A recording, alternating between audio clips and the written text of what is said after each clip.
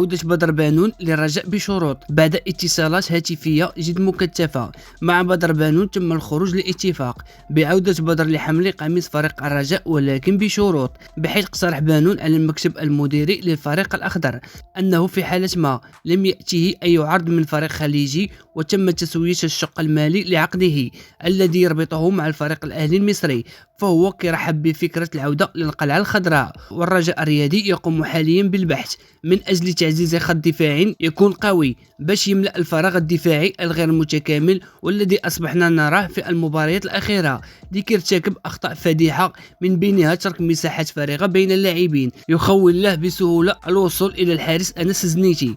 ومن جهة أخرى المكتب المديري للفريق الأخضر يبحث عن مهاجم وظهيرين أيمن وأيسر.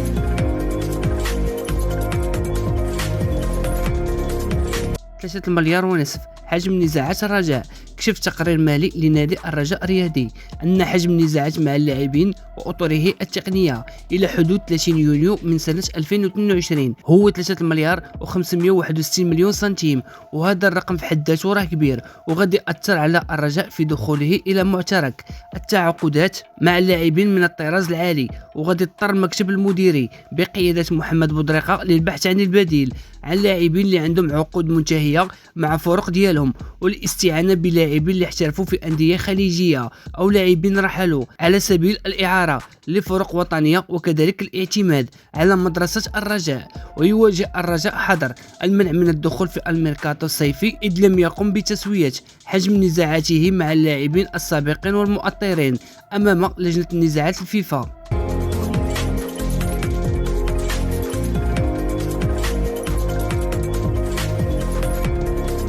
مدرب الجيش الملكي أمام لجنة الأخلاق.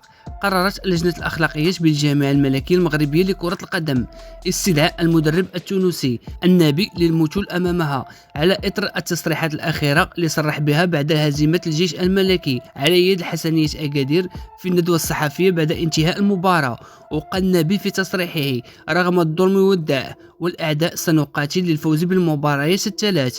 واعتبر فريق الرجاء الرياضي أن هذه الكلمات بحد ذاتها اتهام وتشكيك خطير في نزاهة الكرة المغربية، وقد يتسبب في احتقان بين عدد من الجماهير الفريقين، خصوصا بعد إعادة انتشارها بشكل واسع في مواقع التواصل الاجتماعي، وخلفت ردود أفعال كثيرة بحيث طالبت الجماهير بتوقيف المدرب كما تم توقيف جمال السلامي المدرب السابق لفريق الرجاء الرياضي.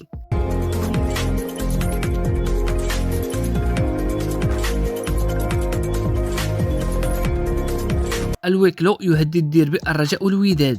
أعلنت العصبة الوطنية لكرة القدم عن إجراء مباراة الديربي بين فريقي الرجاء الرياضي والوداد برسم الجولة 29 من البطولة الاحترافية بملعب البلدي ببرشيد في الشهر المقبل 2 يونيو على الساعة 6 مساء، في انتظار قرار السلطات بمدينة برشيد التي قد تتجه نحو طلب إجراء المباراة بدون جمهور بسبب الطاقة الاستيعابية المحدودة للملعب وصعوبة استضافة جماهير بحجم الجمهور الودادي والرجاوي. ويبقى الخيار الأقرب هو برمجة الديربي بدون جمهور مثل مباراة الذهاب التي جمعت بين الفريقين بملعب البشير بالمحمدية بدون جمهور وانتهت بفوز الرجاء ب2-0.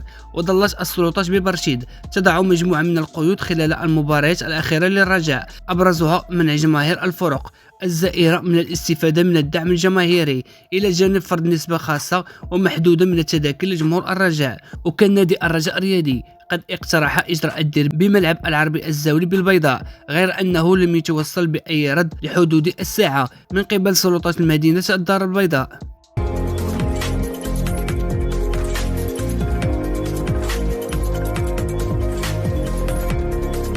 ميركاتو الرجاء الرياضي لهذا الأسبوع. ستاندري دوليديج الذي تعاقد مع مهاجم الرجاء الرياضي سابقا سفيان بن جديدة مهتم بخدمات اللاعب أحمد كامارا من أجل التعاقد معه في الميركاتو الصيفي القادم.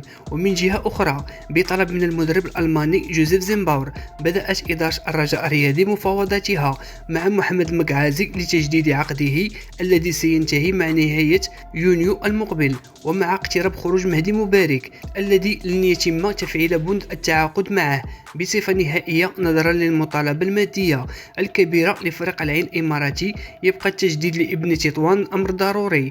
الرجاء الرياضي يرفض عرضا رسميا من فريق جزائري بخصوص اللاعب الجزائري يسري بورزوق. وفي خبر آخر، بسبب ذهاب ديراني إلى الوداد الرياضي، هو أن الرجاء الرياضي اتفق مع المدافع المغربي بدر بانون لحمل قميص الفريق الأخضر للموسم المقبل. وبخصوص خبر آخر، يوسف بالعمري يتلقى عرضا مغريا من نادي خليجي، والرجاء الرياضي يرفض العرض نظرا لحاجة الرجاء الرياضي للاعب، خصوصا وأن الفريق الأخضر سينافس على 3 واجهات في الموسم المقبل.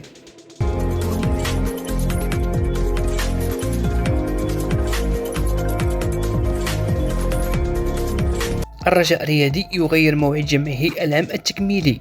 أكد الفريق الأخضر في بلاغ نشره عبر صفحته الرسمية عبر مواقع التواصل الاجتماعي الفيسبوك أنه قرر تنظيم الجمع العام التكميلي في الشهر القادم يوم الثلاثاء 4 يونيو على الساعة 7 مساء. وجاء هذا التأجيل لأسباب تنظيمية لم يذكر الرجاء الرياضي تفاصيلها بعد. وهذا الجمع العام التكميلي غادي يتطرق بخصوص فترة رئاسة عزيز بدراوي للفريق الرجاء الرياضي، كما غادي يتم وضع التقرير الأدبي والمالي لفريق الرجاء الرياضي لسنة 2022 و 2023.